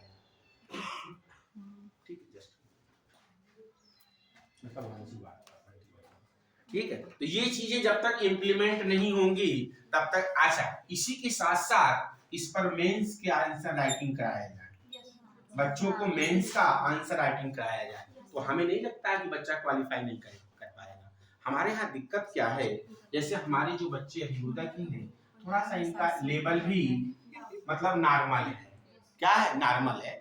तो हमको एक नॉर्मल बच्चे को कॉम्पिटिट कराना है, तो उसके लिए ये मैकेनिज्म हमारे हिसाब से उनके लिए सबसे ज्यादा उपयोगी होगी। और पूरे सिलेबस को कवर कराया जाए और साथ साथ एमसीक्यू और साथ साथ आंसर राइटिंग की प्रैक्टिस कराई जाए। और आप लोगों को जैसे 3-4.5 घंटे आप लोग देते हो सेंटर पर, इसको बढ़ा करके 6 से 7 घंटे करने होंगे। 1-1.5 घंटे आपको एक्स्ट्रा देना होगा, 6 घंटे आपको देने होंगे। समझ गए कि नहीं? इसलिए जो 1.5 घंटे एक्स्ट्रा जाएगा उसमें एमसीक्यूज और जो आपका मेंस आंसर राइटिंग की प्रैक्टिस और उस पर डिस्कशन, ये बहुत जरूरी है। क्योंकि जब तक ये नहीं होगा तब तक बच्चे पढ़ते जाएंगे और क्या होगा, भूलते जाएंगे, उससे कोई रिजल्ट हमारा नहीं आने वाला। अगर ऐसा इस पर हर एक टीचर इस सिस्टम पे हम लोग काम करेंगे तो 100% इसमें से 4 6 10 लोग जो भी मेहनत अच्छा करेंगे वो क्या करेंगे, प्री पास कर लेंगे, या जितने भी अदर्स एग्जाम में कहीं ना कहीं आप लोग क्या कर लोगे, क्वालिफाई कर लोगे। ये सबसे बड़ी जरूरी चीज है। चलिए आगे देखिए। मानव अधिकारों की संरक्षण में घोषणा को वर्ष पारित किया गया था। बताओ भाई 1938। किस नंबर, पेज नंबर पे हम लोग हैं? 33 पे मानव अधिकारों की सार्वभौमिक घोषणा को किस वर्ष पारित किया गया था? बताओ भाई, कब पारित किया गया था? 1948। सर नीचे आंसर लिखा हुआ है, देख लेते हैं। हाँ आंसर तो हमने लिखा ही है, देख लेते हैं सर, कभी कभी देख लेते हैं। बड़े स्मार्ट बच्चे हो आप लोग भाई। अच्छा डायरेक्टली वो देख लेते हैं, देख लो भाई कितने तेज हैं, जहाँ दिमाग लगाना चाहिए वहाँ नहीं लगाते हो। वही हमने कहा आंसर कैसे जान रहे हो तुम लोग इतना तेज? नहीं सारे नहीं देखे। ठीक है, तो मानवाधिकारों की घोषणा कब की गई थी भाई? हाँ 10 दिसंबर। देखो भाई ये पूछा भी जाता है, 10 क्या दिसंबर 1948। इसीलिए 10 दिसंबर को हम लोग क्या मनाते हैं, मानवाधिकार दिवस। विश्व मानवाधिकार दिवस हम लोग कब मनाते हैं, 10 दिसंबर, क्योंकि इसी दिन इसकी घोषणा की गई। आई बात समझ में? अच्छा ह्यूमन राइट्स होता क्या है बेटा? कौन सा अधिकार? अच्छा आप लोगों ने फंडामेंटल कुछ डिस्कस कर देते हैं, 2 मिनट लगेगा। आप लोगों ने फंडामेंटल राइट्स पढ़ा होगा, तो फंडामेंटल राइट्स का ऑब्जेक्टिव क्या है? व्हाट इज द ऑब्जेक्टिव या उद्देश्य क्या है? मानव स्वतंत्रता, समानता और समानता, स्वतंत्रता और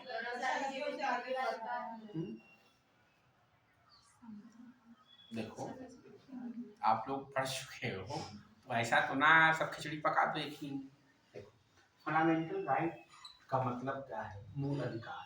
ये मूल अधिकार का मतलब है कि मूल अधिकारों का आशय ये है कि एक व्यक्ति के सर्वांगीण विकास, ओवरऑल डेवलपमेंट के लिए एक मानव को स्पिरिचुअल, आध्यात्मिक, बौद्धिक, इकोनॉमिकली, सोशली, ठीक है, स्पिरिचुअल यानी कि हर तरह के विकास के लिए ये अधिकार मूलभूत हैं, फंडामेंटल हैं।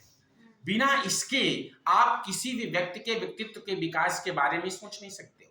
अगर आपके पास राइट टू एजुकेशन ना हो, यानी कि आर्टिकल 21A ना हो, राइट टू अगेंस्ट एक्सप्लॉइटेशन ना हो, यानी कि आर्टिकल 23 एंड 24 ना हो, राइट टू लाइफ ना हो, यानी कि आर्टिकल 21 ना हो, राइट अगेंस्ट अरेस्ट यानी कि आर्टिकल 22 ना हो, आर्टिकल 20 ना हो, डबल जेप राइट्स, आर्टिकल 19 ना हो, बोलने का अधिकार ना हो, आर्टिकल 18 ना हो, उपाधियों का अंत ना हो, आर्टिकल 17 ना हो, अनटचेबिलिटी ना हो, आर्टिकल 16 लोक नियोजन में अवसर की समानता ना हो, आर्टिकल 15 किसी भी धर्म, मूल, वंश, लिंग आदि के आधार पर किसी स्थान पर प्रवेश, आर्टिकल 40 राइट टू इक्वलिटी ना हो, article 25 to 28 right to religion ना हो, आर्टिकल 29, 30 यानी कि माइनॉरिटीज के लिए स्पेशल राइट ना हो, कल्चरल एजुकेशनल राइट ना हो, आर्टिकल 32 राइट टू रेमेडीज ना हो, यानी कि जितने भी ये राइट्स आपको दिए गए हैं, यह एक व्यक्ति के व्यक्तित्व के विकास, सर्वांगीण विकास के लिए इसेंशियल, बिना इसके एक मानव के ओवरऑल विकास की हम कल्पना नहीं कर सकते। है बात समझ में? This is the objective for a better society बनने के लिए, एक अच्छा समाज के निर्माण के लिए एक अच्छे व्यक्तित्व का होना अनिवार्य है। जब तक एक व्यक्ति का ओवरऑल डेवलपमेंट नहीं होगा, एक अच्छे समाज के निर्माण की हम परिकल्पना नहीं कर सकते। है बात समझ में? यानी कि ये सारे के सारे राइट्स कहीं ना कहीं जो ह्यूमन राइट्स है, यानी कि एक व्यक्ति को उसको बोलने का अधिकार, पढ़ने का अधिकार, स्वास्थ्य का अधिकार, रहने खाने का अधिकार, जीने का अधिकार, ये जो हम देते हैं जिसको ह्यूमन राइट्स कहते हैं, वो हम कहीं ना कहीं अपने फंडामेंटल राइट में और डीपीएसपी में मिला करके किसी न किसी रूप में क्या कर लिए हैं, अपने संविधान में उसको समाहित कर लिए। ठीक है, जैसे आपने डीपीएसपी पढ़ा होगा। डीपीएसपी का ऑब्जेक्टिव क्या है? तो establishment of A welfare state, एक कल्याणकारी राज्य की स्थापना करना, यानी कि सरकार समाज के उन वर्गों को जो किसी भी कारण से पीछे रह गए हों, उनको विकास की मुख्य धारा से क्या करना है, जोड़ना है, उनको जीवन को अपलिफ्ट करना है। गरीब, लूजे, लंगड़े, विधवा, बेकारी में सरकार आपको क्या करती है, असिस्ट करती है, सरकार आपको सहायता करती है। यही वेलफेयर स्टेट। आई बात समझ में? चलो बाकी की चीजें डिस्कशन हम लोग करते रहेंगे। आई बात समझ में? तो 10 दिसंबर 1948 को क्या घोषित किया गया, मानव अधिकारों की सार्वभौमिक की घोषणा की। अच्छा, आगे देखिए, संयुक्त राष्ट्र संघ की स्थापना कब हुई थी, बता ले जाएंगे आप लोग। 24 अक्टूबर 1945 को। इसीलिए 24 अक्टूबर को हम लोग क्या मनाते हैं, संयुक्त राष्ट्र अधिकार दिवस के रूप में 1945 में। अच्छा, हम लोगों ने यूएन की स्थापना क्यों की? What is the objective? विश्व में शांति की स्थापना करने के लिए। अभी आपने देखा होगा जेलेंस्की कहाँ के राष्ट्रपति है, यूक्रेन के। जेलेंस्की और यूएस प्रेसिडेंट डोनाल्ड ट्रंप, इन दोनों की काफी सोशल मीडिया पे जो नोक-झोंक हुई थी, काफी वायरल हो रहा है। इसमें डोनाल्ड ट्रंप कह रहे हैं कि युद्ध को रोक दीजिए, ये तो कह रहे हैं। अब देखो भाई, ठीक है, डोनाल्ड ट्रंप का अलग अपना उद्देश्य है। इसके पहले वाले जो राष्ट्रपति थे, उन्होंने किसका सहायता किया, यूक्रेन का। तभी तो यूक्रेन खड़ा है किसके सामने, रूस के। रूस से लड़ पाना यूक्रेन की बस की बात नहीं है। यूक्रेन को अगर सहायता नाटो का ना हो, यानी कि जो यूरोपियन कंट्रीज हैं प्लस यूएस का, यूक्रेन कितना दिन टिक पाएगा उसके सामने? नहीं टिक सकता है, 2-4 दिन में उनको खत्म कर देगा। लेकिन सपोर्ट किसका है, इन देशों का है। अब यहाँ पर ये हो रही कि यहाँ पे शांति की स्थापना की बात हो रही है। वो अलग बात है कि तो आप लिथियम हमें दो ना दो, वो अलग ट्रेड है, लेकिन इसका ऑब्जेक्टिव भी शांति। 3 साल से क्यों शांति स्थापित नहीं की गई? तब यूएन कहाँ था? जब लोग मारे जा रहे हैं, यूएन कहाँ है भाई? जो उद्देश्य है कि हम विश्व शांति की स्थापना यूएन करेगा, इसका काम क्या है, विश्व शांति की स्थापना करना और ऐसे देश पर कार्रवाई करना या आक्रमण करना जो किसी देश पर आक्रमण करता हो, उसके अगेंस्ट कार्रवाई करनी हो। लेकिन रूस के खिलाफ क्या यूएन ने कोई ऐसा एक्शन लिया? डायरेक्ट एक्शन कुछ नहीं लिया। क्यों? क्योंकि रूस शक्तिशाली। एक चीज जान लीजिए, पूरे आपके लाइफ में अगर आपके पास पावर एंड मनी है, आपके 99% काम यूं हो जाते हैं। आप गलत हो तभी आपको लोग सही साबित सैल्यूट करेंगे, आपके खिलाफ कोई बोलेगा नहीं। जैसे आपके एरिया में कोई गुंडा टाइप का आदमी, उसके खिलाफ लोग नहीं बोलते हैं, डरते हैं। क्यों डरते हैं? क्योंकि उससे अपने जान माल का क्या होता है, खतरा। जो ज्यादा हीरो बनते हैं वो बेचारे निपट जाते हैं। पिक्चर तो है नहीं, कि जो आके वो 3 गोलियां लगेंगी हीरो चलता रहेगा, ऐसा तो होता नहीं है। एक गोली मार में ढेर हो जाता है, क्यों?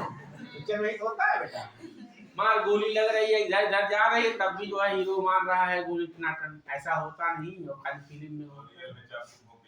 हाँ नहीं कह रहे हो, ऐसा होता नहीं। आगे देखिए, नेक्स्ट क्वेश्चन देखिए।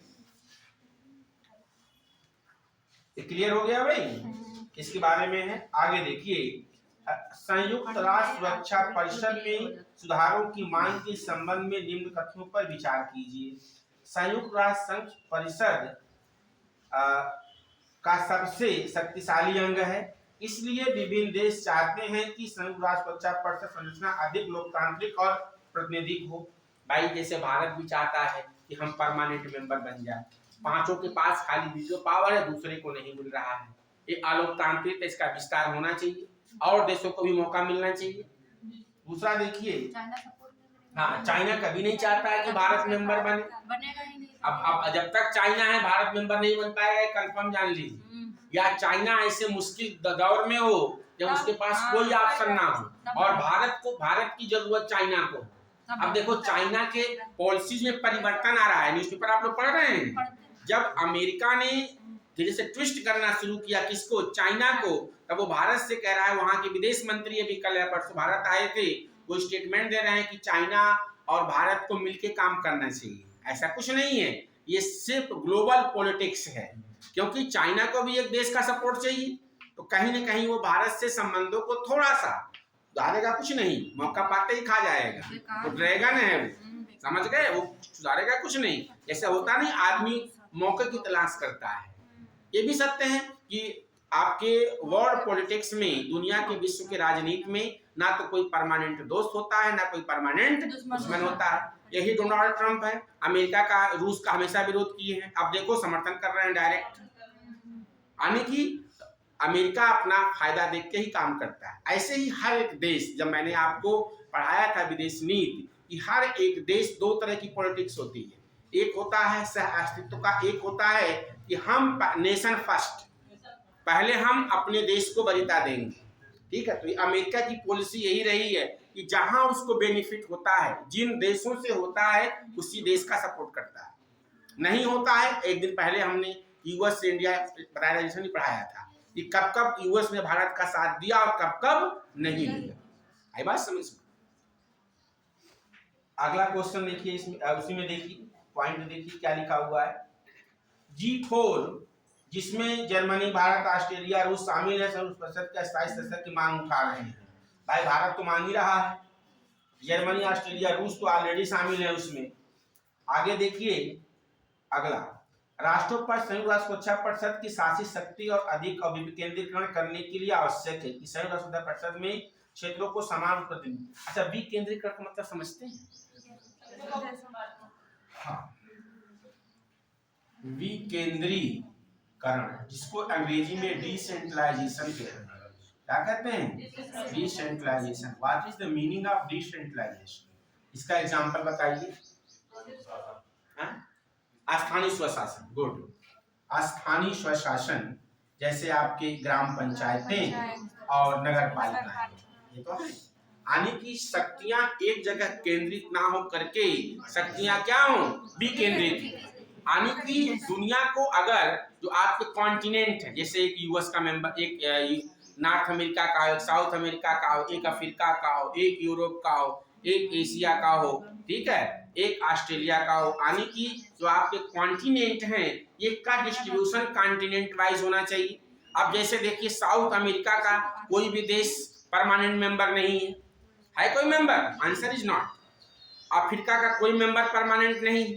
भाई आपके तो 3 तो एक ही जगह से हो गए, जैसे आपके यूरोप से रूस, फ्रांस और यूके, एक अमेरिका और एक चीन, यही तो 5 मेंबर हैं। बाकी सारे कॉन्टिनेंट में कहानी खत्म, बाकी देशों को प्रतिनिधित्व नहीं मिला है, सबको मिलना चाहिए। ऐसा होना बिल्कुल चाहिए। भाई एक ही जगह मोनोपोली क्यों हो, पावर एक ही जगह क्यों हो? जैसे एग्जाम्पल के लिए ई लॉटरी सिस्टम भी कर सकते हैं, इसमें तो कुछ चेंजेस की जरूरत है। देखिए ए बी सही, कौन सा सही है भाई? गलत पूछ रहा है। कौन सा कथन गलत है, बताओ भाई कौन सा कथन गलत है? पहला कथन सही है? चलो पहला कथन बिल्कुल सही है। G4 का देखो भाई, यह कथन गलत है। क्यों गलत है? जर्मनी, जापान न कि ऑस्ट्रेलिया इसमें शामिल नहीं है। देखो यही क्वेश्चन इसी तरह पूछ लेगा। G4 में ऑस्ट्रेलिया क्या है? पीसीएस में ऐसे घुमा घुमा के पटका था लोगों को, इस बात के दिमाग ठिकाने आ गया है। एक स्टेटमेंट सही एक गलत, लो आई बात समझ में? तुक्का भी नहीं मार सकते हो, जानोगे नहीं। ये जानना पड़ेगा कि G4 में मेंबर कौन कौन से हैं। नहीं है, आंसर क्या हो गया? गलत। आगे देखो भाई, अगला एक और देखो G4 में, आगे देखिए तो दो ही सही हो जाएगा। कौन सा गलत हो जाएगा? बी वाला गलत हो जाएगा भाई। क्लियर कि नहीं? समझ में आ गया? अगला देखिए, संयुक्त राष्ट्र 5 अस्थायी मेंबर तो बताए जाएंगे, इसमें तो कोई डाउट ही नहीं है। 5 कौन कौन से परमानेंट मेंबर है भाई? चल ये तो कोई नहीं, दो पैसे का क्वेश्चन है, कर ले जाएंगे। चल यहाँ देखिए, इसमें फिल इन द ब्लैंक्स करना है। संयुक्त राष्ट्र एक इकाई है जो सभी सदस्य राज्यों से निर्मित है। सुरक्षा परिषद, आर्थिक समाजी, न्यासी या महासभा? अरे मेरे भाई, नाक और गला हमारा दोनों कटवा दोगे क्या तुम? अरे नाक तो कम से कम रहने दो। सुरक्षा परिषद में मेंबर बता रहे हो हैं? बता ले जाओगे ना? चलो इसमें देखो अस्थायी कितने हैं? 10। तो इसमें दिक्कत नहीं है, ठीक है। वीटो पावर बता दिए हैं, सारी चीजें डिस्कस कर दिए हैं, ठीक है। क्लियर? ये पूरा आप लोग क्या करोगे घर में जाकर के? पढ़ोगे। पढ़ोगे कि नहीं? पढ़ोगे पक्का?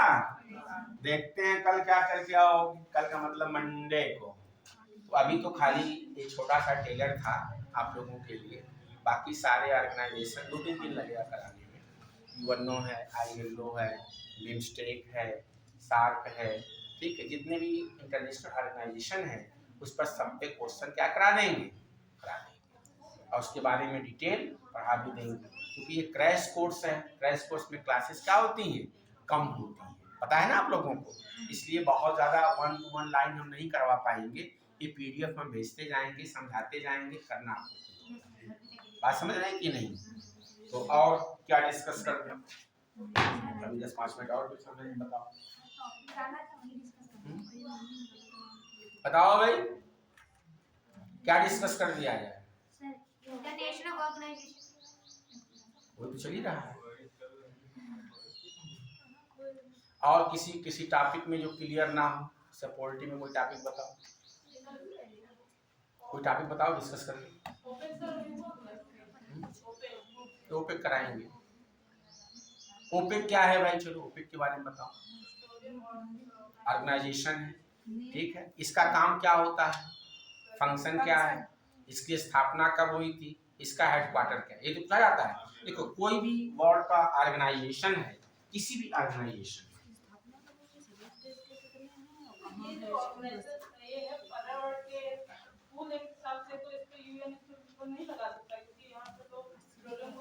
अच्छा ये बताओ बेटा, यूएन किस किस पे प्रतिबंध लगाएगा?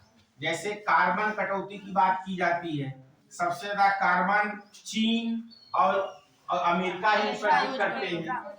ये खुद ही वहां के परमानेंट मेंबर हैं। जैसे मान लो अगर कोई एक्शन भी होता है और ये दो देश हैं, इनके पास वीटो पावर है, तो कैसे प्रपोजल पास होगा? मान लो कोई नियम बनाना ही हो तो ये दो के पास वीटो पावर है, तो क्या कर लोगे? नहीं शामिल नहीं है, वो पेट्रोलियम निर्यात देशों का संगठन है ओपेक में। अब जैसे मान लो आपकी ऊर्जा की जरूरतें हैं, एनर्जी की जरूरतें हैं, इसको कैसे पूरा करोगे? आपके पास कितने % तेल हम लोग बाहर से मंगाते हैं? लगभग मोर देन 80%, मोर देन 80% हमारे यहाँ आयात पे हम लोग हैं, निर्भर है। जितनी भी आपकी गाड़ियां चलती हैं, हमारे पास मुश्किल से 12 से 15 दिन का पेट्रोल ही रिजर्व होता है। अगर अभी क्रूड ऑयल आना बंद हो जाए तो हमारे यहाँ सारी गाड़ियां क्या हो जाएंगी, खड़ी हो जाएंगी। हमारे पास इतनी एनर्जी नहीं है। इस देश को चलाने के लिए मोटर व्हीकल भी जरूरी है।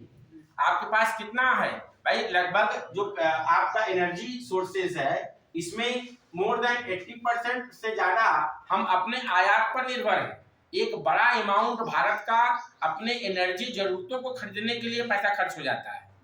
जो आप लोग पेट्रोल यूज करते हो, डीजल यूज करते हो, अभी सारी व्हीकल बंद हो जाएगी, इतना पास हमारे पास पेट्रोलियम नहीं। इसीलिए सरकार नॉन कन्वेंशनल एनर्जी सोर्सेज को बढ़ावा दे रही, जो गैर पारंपरिक हैं, जैसे सोलर एनर्जी, विंड एनर्जी, नवीकरण एनर्जी की हम लोग बात कर रहे हैं, इलेक्ट्रॉनिक रिक्शा की बात कर रहे हैं, इलेक्ट्रॉनिक बसेस की बात कर रहे हैं।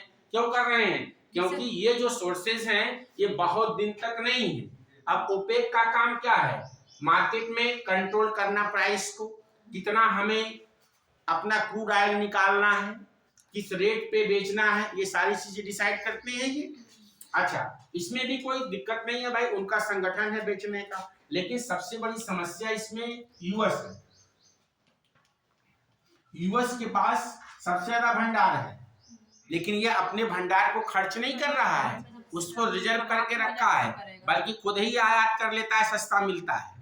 देखो ये भी पॉलिसी है। जैसे मान लीजिए, इसको ऐसे समझो, जैसे आप कोई काम करते हो, मान लो आप सर्विस कर रहे हो, तो इंसान को समय के अनुसार काम करना चाहिए। अब अगर आपको सर्विस करने से एक दिन में 5,000 रुपए मिलते हैं, तो आपको सर्विस में ध्यान देना चाहिए। अगर आप खेती करते हो, मान लो पूरे साल में आप 5 लाख कमाते हो, और यहाँ एक दिन में 5 कमाते हो, तो एक महीने में 1.5 लाख कमाओ, अब पूरे साल में 18 लाख कमाओ।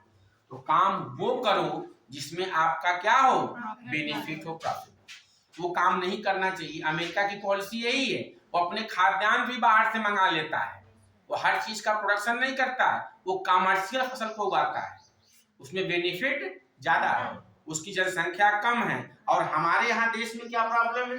अपने देश में समस्या क्या है? यहाँ पे इतने लोग हैं, 142 करोड़, जिनके लिए खाद्यान्न ही एक चुनौती का विषय है। उसके पास कितनी पॉपुलेशन है? 33 से 34 करोड़ लगभग। उसका एरिया हमसे कितना गुना 3 गुना बड़ा है।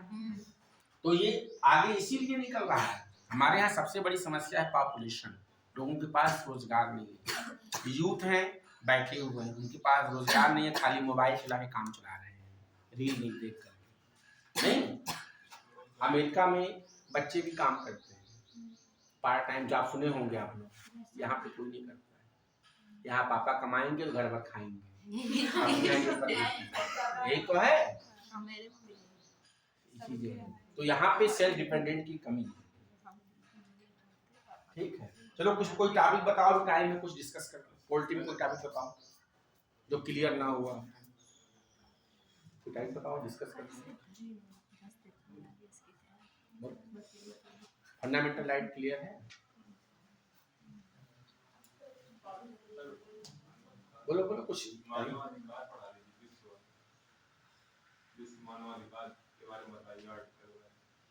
अब वो तो उतना बेटा आता नहीं है वहाँ से क्वेश्चन बताने को, तो हम बता दें, पूरा पढ़ाई डालें मानवाधिकार का पूरा चार्टर, लेकिन वो बहुत ज़्यादा यूजफुल आपके लिए नहीं है। वो लॉ वाले में आता है, और आपको पढ़ना है सामान्य जीएस पढ़ना है, तो जितनी चीज़ें बताया है उतना सफिशिएंट है। बाकी अगर LLB करना हो तब तो पूरा पढ़ाया है, वो आपको करना नहीं है। तो ज़्यादातर जो क्वेश्चन आते हैं आपके यहाँ, जो क्वेश्चन आते हैं वो कॉन्स्टिट्यूशन से आते हैं, 1-2 क्वेश्चन आपके आते हैं इधर से। क्या करें? CAG के बारे में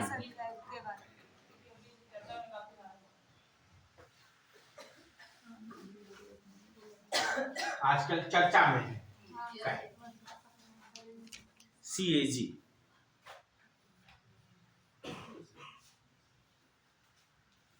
controller and auditor general of India, Bharat का नियंत्रक एवं महालेखा परीक्षक।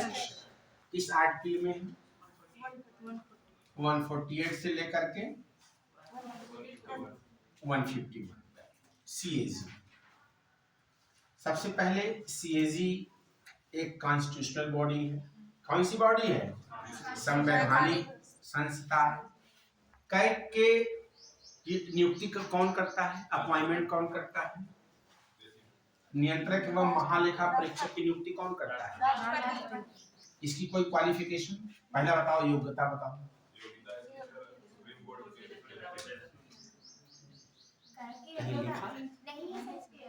सुप्रीम कोर्ट के जज की योग्यता अटॉर्नी जनरल की होती है हमारे लिए। कैग के बारे में कोई क्वालिफिकेशन संविधान में निर्धारित है? कोई निर्धारित नहीं। There is no qualification by the constitution. ठीक है, कोई संविधान में योग्यता नहीं। इसका अपॉइंटमेंट कौन करता है? राष्ट्रपति। चलो, कार्यकाल कितना होता है? 6 वर्ष। कितना होता है? 6 या 65, जो भी पहले। इसका मतलब क्या होता है? बताया था किसी? जो ना जानते हो पूछ लेंगे। अच्छा, इसके बाद इसका फंक्शन या कार्य क्या होता है, मेन हम लोग को यही डिस्कस करना है। अच्छा, ये रिटायरमेंट के बाद किसी गवर्नमेंट जॉब में जा सकता है? नहीं। आफ्टर द रिक्वायर या रीअपॉइंटमेंट के लिए एलिजिबल होता है? नहीं। No eligible for reappointment.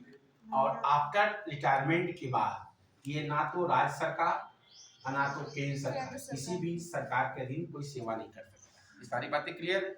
अब हम लोगों को बात करना है फंक्शन। इसका हाँ, वो तो शपथ स्टेशन में जाता है। अब देखो, हटाने का तरीका सुप्रीम कोर्ट के जज की तरह है, ये बात। अब मेन हमें डिस्कस करना है इसका फंक्शन या कार्य। तो इसका जो सीएजी का कार्य है, यह पोस्टमार्टम, जानते हो, पीएम रिपोर्ट। जब कोई व्यक्ति मर जाता है तो उसके डॉक्टर लोग क्या करते हैं? उसको पोस्टमार्टम करते हैं। इसका काम पोस्टमार्टम जैसा है। इस पर हम डिस्कस करेंगे। हाँ, क्योंकि देखो, आपके यहाँ 2 फंड है। एक है जो आपका बजट पास होता है जब, तो आपके यहाँ एक कॉन्टीजेंसी फंड है और एक फंड है भारत की संचित निधि। इस आर्टिकल में संचित निधि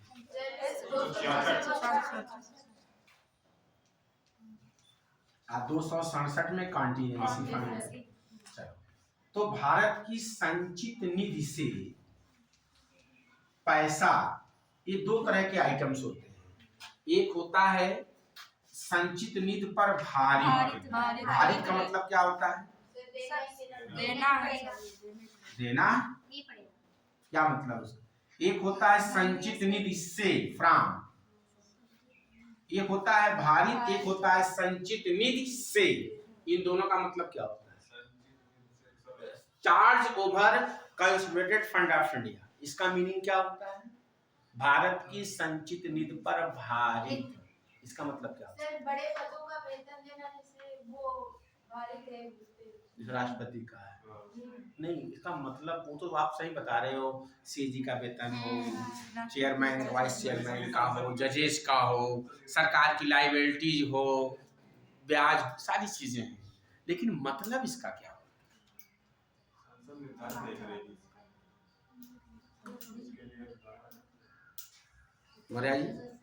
बताएंगे?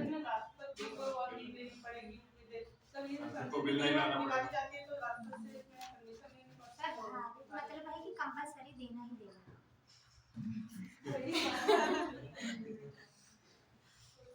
इसका मतलब इसके लिए संसद से बिल पास नहीं करना पड़ेगा। बेटा, बिना संसद की अनुमति के भारत की संचित निधि से अठन्नी नहीं निकाल सकते।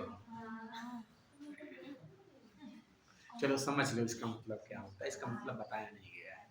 देखो, भारित का मतलब एक 2 आइटम होते हैं। एक होता है भारित। भारित आइटम पर संसद में केवल चर्चा होती है। चार्ज आइटम पर संसद में मतदान नहीं होता है।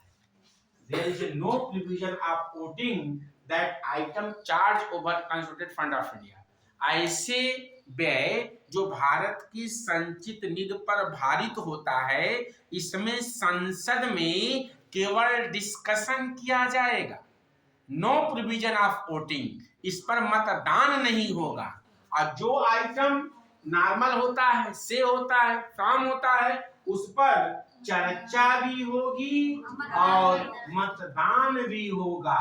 मतदान जब होगा, आप लोगों ने पढ़ा कटौती प्रस्ताव पढ़ा होगा, टोकन कट, पॉलिसी कट पढ़ा होगा, यानी कि पैसे को एक सर्टेन अमाउंट कम कर दिया जाए, 100 रुपया कम कर दिया जाए, बजट को घटा करके 1 रुपया कर दिया जाए, आर्थिक इकोनॉमिक कटौती पढ़ा होगा ये चीजें, यानी कि इस मदों को कम किया जा सकता है। लेकिन यहाँ पर जब मतदान ही नहीं होगा तो कम काहे का होगा?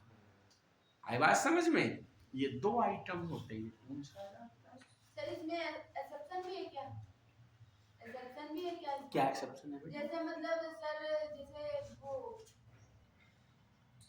वित्तीय आपातकाल लगता है तब कम किया जा सकता है ना? नहीं, वो तो हो सकता है, जब वित्तीय आपातकाल है तो किसी के वेतन में कटौती की जा सकती है, वो अलग कंडीशन है। Financial emergency under article 360 of Indian constitution, लेकिन आज तक कभी लगा नहीं है भारत में। No doubt during the financial emergency किसी भी अधिकारी, स्टेट गवर्नमेंट, सेंट्रल गवर्नमेंट के वेतनों भत्तों में, सुविधाओं में कटौती की जा सकती है, वो एक्सेप्शनल केस है। चार्ज का मतलब समझ में आया? चार्ज का मतलब ऐसे आइटम पर संसद में केवल चर्चा होगी, मतदान नहीं होगा, यानी कि आइटम में कटौती नहीं की जा सकती है। आई बात समझ में? इसमें कटौती हो सकती है। This is the meaning. आई बात समझ में? अब देखो, अब संसद से पैसा बजट के थ्रू, अभी बजट पास हुआ है, हर एक विभाग को पैसा दे दिया गया, इतना इतना इतना पैसा आपको खर्च करना है।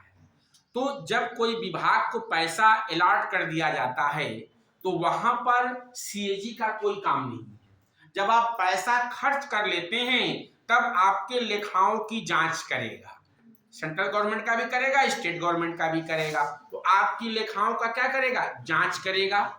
जांच करने के बाद वो रिपोर्ट किसको सौंप देगा? प्रेसिडेंट को। प्रेसिडेंट कहाँ रखवा देंगे? हाउस में रखवा देंगे, जहां पे पब्लिक अकाउंट कमेटी बनी हुई है, पीएससी नाम सुना है ना, वही रखवाता है। उसके बाद चला जाता है पब्लिक अकाउंट कमेटी के पास चला जाता है। राष्ट्रपति ही सदन में रखवाता है, दोनों शब्दों में रखवाता है। यहाँ राज्यपाल रखवाता है, हाँ, लोग लिखा चली जाती है, ठीक है। वो अपना उस पर स्क्रूटनी करता है, देखता है, विचार करता है, यानी कि पैसा के खर्च होने पर कितना पैसा कौन निकालेगा यहाँ से, इस पर कैग का कोई कंट्रोल नहीं होता है। No control to withdraw money from the Bharat की संचित फंड ऑफ इंडिया। पैसा खर्च होने के बाद ये जांच करेगा कैग कि पैसा जिस मद में दिया गया था उसी मद में खर्च हुआ है या गलत खर्च हुआ है, इसकी रिपोर्ट सौंपता है। यानी कि जब इंसान मर गया, कैसे मरा, इसकी रिपोर्ट पीएम रिपोर्ट में आती है। वैसे ही काम सीएजी का है। मरा कैसे, कोई कंट्रोल नहीं है, मरो मरो अपने किस्मत से, हम ये बता देंगे कि कैसे मरा है। सेम इसका कैग का काम होता है। इसका काम कैसा होता है? पीएम की तरह, पीएम रिपोर्ट की तरह होता है। यानी कि संसद से मतलब पार्लियामेंट, कहां से? भारत की संचित निधि से पैसा को निकालने में इसका कोई रोल नहीं है। वो पैसा सही खर्च हुआ है या गलत, इसकी रिपोर्ट खाली सरकार को देना होता है। अगर वह सेंट्रल गवर्नमेंट की जांच करेगा, पीएसयू है या डिपार्टमेंट है, विभाग है, इसकी रिपोर्ट किसको देगा? प्रेसिडेंट को। अगर राज्य सरकार की लेखाओं की जांच करेगा, इसकी रिपोर्ट किसको देगा? गवर्नर को देगा। हाँ, ये जैसे जो कैग है, केंद्र और राज्य दोनों स्तरों पे एक ही अधिकारी होता है। हाँ। और लोकायुक्त में जैसे लोकपाल है, वो अलग अलग है। लोग ये कानून ऑफिसर है, दोनों की जांच करेगा, लेखाओं की, और दोनों को रिपोर्ट देगा। लेकिन आपका जो आप लोकपाल कह रहे हो और लोक आयुक्त, तो लोकपाल केंद्र के लेवल पर, सेम कॉन्सेप्ट ये राज्य के लेवल पर, ये दोनों अलग अलग, ये दोनों अलग अलग है। हाँ, क्या कॉमन है, ये कॉमन मशीनरी है। जैसे आपको पढ़ाया गया होगा भारतीय संविधान के एकात्मक लक्षण और भारतीय संविधान के संघात्मक लक्षण, federal feature of the Indian constitution और unitary feature of the Indian constitution, ये बताया गया होगा। फेडरल फीचर फेडरल फीचर में क्या होता है? संघीय व्यवस्था में जहां दो सरकारें हो, जहां दो सदन हो, सुप्रीमेसी ऑफ द कॉन्स्टिट्यूशन हो, इंडिपेंडेंट जुडिशरी हो। ये कॉन्सेप्ट किसका होता है? संघात्मक की विशेषता होती है। एकात्मक की विशेषता क्या मतलब क्या होता है? जो दोनों के लिए काम करे। जैसे आपकी सीएजी है, जैसे आपका फाइनेंस कमीशन है, जैसे आपका इलेक्शन कमीशन है, जैसे सेंट्रल गवर्नमेंट द्वारा आईएएस की नियुक्ति है, राज्यपालों की नियुक्ति राज्यों में है। ये सब क्या है? एकात्मक फीचर को है। इसीलिए कहा जाता है भारत का संविधान क्या है? एकात्मक और संघात्मक दोनों है, यानी कि क्वासी फेडरल अर्ध संघात्मक है। भारतीय कॉन्स्टिट्यूशन अर्ध संघात्मक है, यानी कि समय और परिस्थितियों के अनुसार आपका संविधान कहां से? फेडरल से किसमें कन्वर्ट हो जाता है? एकात्मक में कन्वर्ट हो जाता है। जैसे आर्टिकल 352 लागू हो जाए, इमरजेंसी, आपका संविधान ऑटोमेटिकली संघात्मक से कहां हो जाएगा? एकात्मक। यानी सारी शक्तियों का प्रयोग कौन करेगा? केंद्र सरकार करेगी। राज्य सरकारें बर्खास्त नहीं होंगी, राज्य सरकारें पड़ी रहेंगी। है बात समझ में? क्लियर? तो ये कैग जो है दोनों के लिए काम करता है, सेंट्रल के लिए भी और स्टेट के। इसी से common machinery for centre and state board. CAG ने कई रिपोर्ट दिए थे। पिछली बार भी एक सरकार ने वो बनाई थी, क्या नाम से, रोड बनाया था, जिसमें बहुत पैसा इन लोगों ने खर्च कर दिया और सरकार ने लीपापोती कर लिया। बहुत सारे घोटाले होते हैं, कार्रवाई करनी होती है सरकार को ही, क्योंकि कैग की रिपोर्ट मानने के लिए सरकार बाध्य नहीं होती।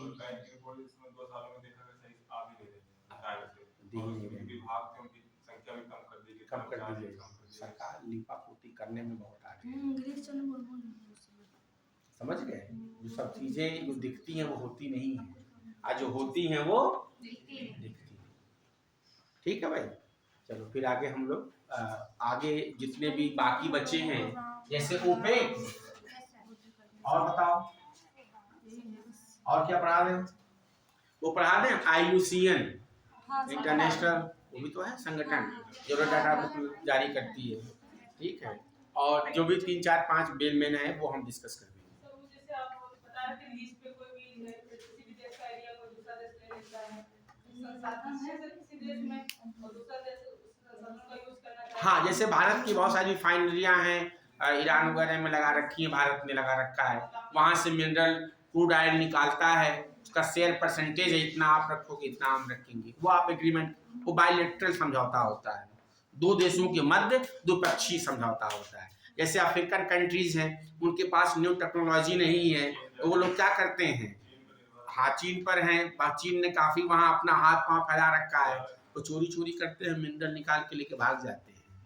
इसे लेबर आप अपने यहाँ लगा दो, आप ना रहो, धीरे से माल पाएगा लेके भाग जाएगा। वही हाल यहाँ पे होता है। तो ये कंपनियां हैं बड़ी बड़ी, जिसके पास बाय रिसोर्सेज है उसका वो यूज नहीं कर पा रहा है, उसको नहीं निकाल पा रहा है, आप सहायता लोगे, तो सहायता लोगे तो अपना फायदा वो लेगा, फ्री में तो निकालेगा नहीं। हाँ, नहीं नहीं ऐसा कुछ नहीं है, जैसे फोर्स ये कर सकता है, जैसे मान लो आपको हम सहायता दे रहे हैं, आप लड़ रहे हो, आप लड़ो, हम आपकी सहायता बंद कर दें, आप कितने टिक पाओगे? यूक्रेन के ऊपर एक दबाव है अमेरिका का कि अगर तुम नहीं मानोगे तो हम तुम्हारा सैन्य सहायता क्या कर देंगे? बंद कर देंगे, 2 दिन में खत्म हो जाओगे तुम। क्योंकि कुछ लोग कह रहे हैं कि रूस ने खुद डील कर लिया है, किससे? यूएस से, ये जितना लिथियम हो देगा उससे अधिक हम देंगे आपको, मेरे पक्ष में आ जाओ। यहाँ पे ये है, यहाँ पे अमेरिका की लड़ाई किस लिए है? अपने फायदे के लिए। उससे मतलब नहीं है कि 1000 2000 2-4 लाख मर गए या जिंदा है, कोई मतलब नहीं। जैसे राजनीतिक दलों के लिए हम लोग खाली नंबर हैं, 1 करोड़ 2 करोड़, आप हम मर जाएं किसी राजनीतिक दल पे कोई प्रभाव नहीं पड़ेगा। ऐसे ही अमेरिका है, 2-4 करोड़ रहें या चाहे चले जाएं, उसका अपना बेनिफिट होना चाहिए। उसको लिथियम की जरूरत है, उसको मिनरल की जरूरत है, वो अपना एग्रीमेंट कर रहा है। भाई हम कहते हैं ये आपकी तरफ हैं, इनको फोड़ना है, वो कहीं कितने खोखा दिए हैं, ये कहीं 3, वो कहीं हम 5 तुमको देंगे, मेरे तरफ आ जाओ, बस यही लड़ाई है बेटा। समझ गए? तू घर से ना करके मेरे तरफ बोलो। फर्स्ट अपना प्रायोरिटी रखता है। तो उसका भाई अब उसको लग रहा है कि यूक्रेन से हमें कम फायदा मिलेगा, रूस से फायदा हमें ज्यादा मिलेगा, इधर शिफ्ट हो जाओ। कुछ लोग कहते हैं कि पुतिन का काफी हाथ है हैक करके इसको डोनाल्ड ट्रंप को जिताने में, ऐसा भी लोग आरोप लगाते हैं कि हैकिंग कर लिया गया था ऑनलाइन वोटिंग वगैरह में। कुछ कहा गया कि पिछली बार किसी को मिले तो डोनाल्ड ट्रंप आ जाएंगे। कहीं फिर लड़वाएंगे किसी अन्य देश को, यहाँ तो मैच लिया। वो तो हमेशा लड़ाएगा, उसका काम ही वही है। उसका काम ही है, जब देखो वो वेपन्स बनाता है, वो बिकेगा कब जब लड़ेंगे। वो कर्जा भी देगा आपको, लड़ो हम कर्जा भी देंगे तुम्हें। भाई अपना माल हम कहाँ खर्च करेंगे? हम जितनी हमारी वेपन्स कंपनियां हैं वो बंद हो जाएंगी। जब आप लड़ोगे तभी तो हम अपना हथियार बेचेंगे। वो तो चाहता है कि आप लड़ो, आपको कर्जा भी देंगे, सपोर्ट भी करेंगे, बदले में आपसे माल ले लेंगे। यही हाल है यूक्रेन को। देखो यूक्रेन आज नहीं तो 4-6 महीने बाद उनको जाना ही जाना है और शर्तें माननी पड़ेंगी, देख लेना। क्योंकि जब यूएस ने अगर हाथ खींच लिया तो फिर दुनिया ताकत बचा नहीं सकती है उसको। चाइना ऑलरेडी रूस के पास में है, रूस का हेल्प करता है। भारत रूस के खिलाफ जाएगा नहीं कभी, आप जान लो। तो उनके पास बचे कौन? फ्रांस में कितनी ताकत है, ब्रिटेन फ्रांस क्या कर लेंगे उसका? चीन तो विस्तारवादी नीति अपनाता, वो कर्जा देगा तो वहीं बसेगा, वहीं बस जाए, जिसको दिया उसी का ले लिया। जैसे हमन टोटा ले लिया। और यहाँ का हाल, बांग्लादेश का हाल देखिए, जिस देश में गया वहीं पैर पसारना शुरू कर देगा। जैसे ट्रेन में जगह नहीं होती, जैसे मान लीजिए बैठी है, बैंक थोड़ा जगह दे दीजिए, धीरे धीरे कैसे बैंक चली गई नीचे, भाई साहब चौड़े से सो रहे हैं। होता यही है, ट्रेन में नहीं होता है, धीरे धीरे सरकाते अपना आदमी व्यवस्था बना लेता है। जगह देनी नहीं चाहिए। यही हाल किसका है? चीन का है। पहले जगह बनाएगा, थोड़ा कर्जा देगा और कर्जा देगा, और इतना कर्ज में लाद देगा कि आपको समझौता करने के सिवा बाध्य कर देगा। या तो पैसा वापस करो और नहीं तो अपनी जमीन दो। यही तो हुआ है किसके साथ? लंका के साथ। कितना कर्ज लाद दिया कि अपने आप उनको करना पसंद। ठीक है भाई। बाकी अरे हाँ यार,